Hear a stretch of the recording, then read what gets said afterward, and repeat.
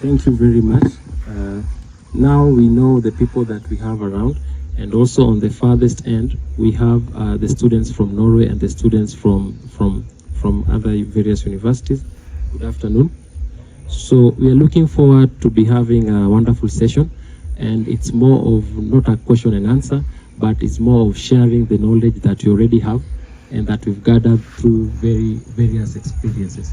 I believe people from Norway have a different approach when it comes to aquaculture and the setup that they normally use, vis-a-vis also the people from Kenya. In Kenya, we have various systems that are already gaining much momentum, and we are happy also amongst us we have various students, including undergraduates, masters and PhD. So this will be a very good, wonderful session, and we are hoping that we be able to share what we already have and also increase our knowledge in terms of aquaculture. So in this juncture, we are going to introduce a few questions, and then we are going to open the floor. Just some housekeeping rules.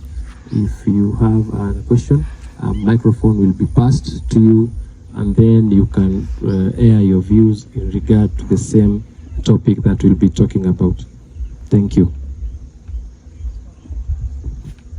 And seeing all the faces, a lot of the faces I know, but I'm also looking forward to get to interact with new faces. And I would like to thank you so much for taking your time, your valuable time, to come to Kenya Fish Farm and be part of the journey in creating knowledge within aquaculture and agribusiness as well.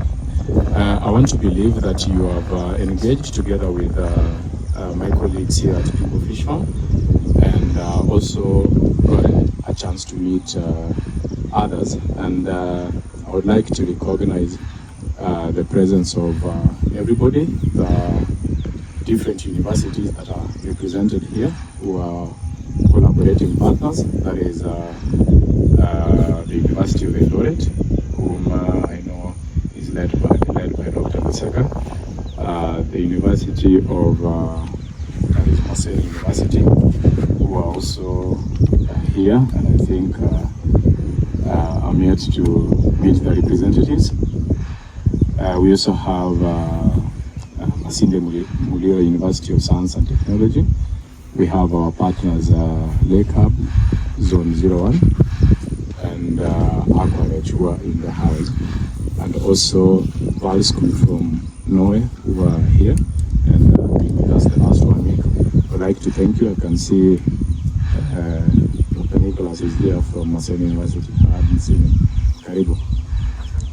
So I like to welcome everybody. If there's anybody I have missed out on, feel very much welcome, feel very much at home. I think you all know the purpose of this podcast or conversation on site is just to generate more knowledge around aquaculture. It's still an infant discipline within Kenya, I would say. I think aquaculture mainly took root in Kenya with the introduction of the economic stimulus program during our late President Kibaki's reign, and that was one of the stimuli to suscitate the Kenyan economy after the post-election violence of 2008-2009. I think that is the background. So we are like 15 years or around there, almost 20 now, 15 actually since that time. There is not so much, I would say, yes, I know a lot has happened with regard to research, development within aquaculture. What are the best practices on farm? What are the challenges with regard to, quality fingerlings, with regard to quality feeds, which of course takes 70% of the cost of production, skills development, that is technology and just know-how in running farms, issues to do with pond construction, and then of course the market. And a red thread that cuts across as well in all this is how you do this in a sustainable way and environmental friendly, and that is climate smart agriculture.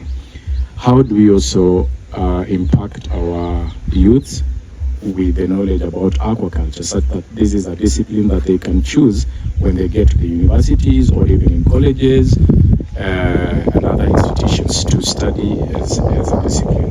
And the only way we can do that is when we generate knowledge and we share that knowledge with the society. And this is part of that journey of generating knowledge, sharing what we know within the industry, and of course bringing it close to the farmer. We don't want to be very theoretical, but we want to be very practical. What we are doing, I think all of you have actually gotten a chance to visit a farmer, smallholder farmer, who is practicing aquaculture. The challenges that they face with regard to pond construction, water content, feeds and so on, those are the things that we'd like to speak about, that they can learn from, and whatever material we're going to generate from here can be of value to them. So with those few long remarks, I would like to thank you so much, and I look forward to a very collaborative and interactive discussion today. Thank you. In the Muliro University of Science and Technology, taking fisheries and aquaculture at undergraduate. Hello, my name is Alpha. I'm from Zone01 Kisumu, as I play a role of technical support engineer in the zone. Good afternoon. My name is Keith Mohadi. I'm a fourth year finalist at the University of Eldoret. Hello, my name is Matthias and I'm studying aquaculture at Val College in Norway. Thank you very much, Matthias and the team. And I would like to open this podcast and put it into session. And the first thing that we are thinking of now, you want to perform, or you want to do aquaculture business. You decided that like a business for choice. What are the few feasibility studies that you'd like to do or encourage farmers to do before they delve in that business? Because, you know, being a business, the input, output, you have to know is to make some profit. So what are the few things that you're supposed to keep in place? Probably CAPE. What do you think about this? I'll delve on the feasibility studies of setting up an aquaculture system, and there are many factors to consider, and I'll just highlight some of them. The first thing that we look at is the location you want to set up your cage or pond. The location is so important in the essence that you are looking at the climate, the water quality, and the temperature of the zone of which you want to rear your fish in the cage or the pond. Another factor that is really crucial, we look at the environmental factor, and this we are looking towards extent of water pollution or environmental pollution. So we really have to consider the environmental factor and good practices before we embark the feasibility study of setting up a cage or a fish pond. Another aspect is the regulatory aspect of it. In any institution, a country, there are factors in play such as permits and certifications that are involved, so that we can come up with visible and consumer-friendly practices, so that we don't end the end user, which is the consumer. So we have to satisfy. Another point I can talk on is on risks involved before you set up a cage or a pond. Talking about risks, we can look at the predation aspect of where you want to set up. Are your fish safe before you embark on farming, fish farming, for instance? And another factor we can look at in risk is the environmental. In fact, if there are birds, they can come and affect your fish. So these are just some of the factors that we consider when you're carrying out a feasibility study in setting up a fish pond or a cage. Thank you so much. I also want to add on, when you're doing feasibility study, technology plays a role. Nowadays we have geographical information systems. You can use these systems to analyze the terrain, maybe the weather, or proximity to market. So you don't have to do these things physically. You can have an expert maybe abroad and analyze your land. So that's technology is helping save cost and also get quality experts from all over the world. Yeah.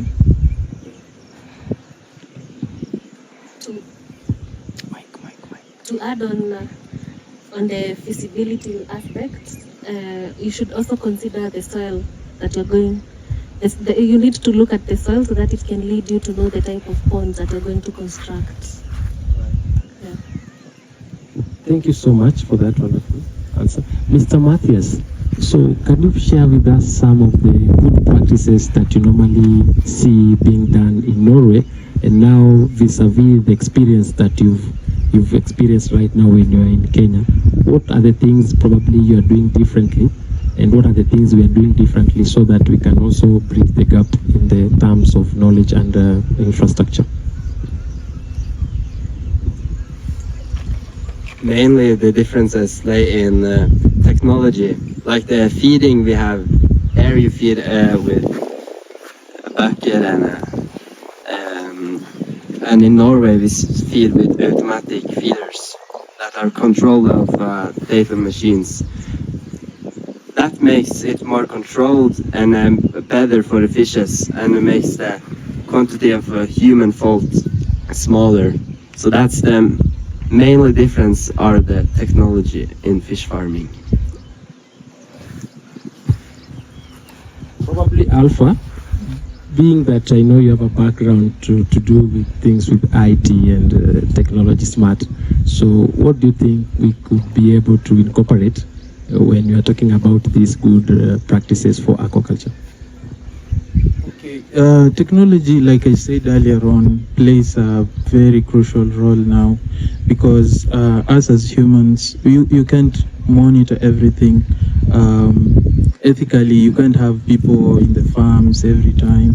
So we are trying to adopt things like IoT, which can be deployed in the fish farms. They monitor the temperature or maybe the water quality. So through these technologies, you get to be more efficient and ethical in the long run, because you don't have to have humans stay maybe 24 hours 7 watching the farms.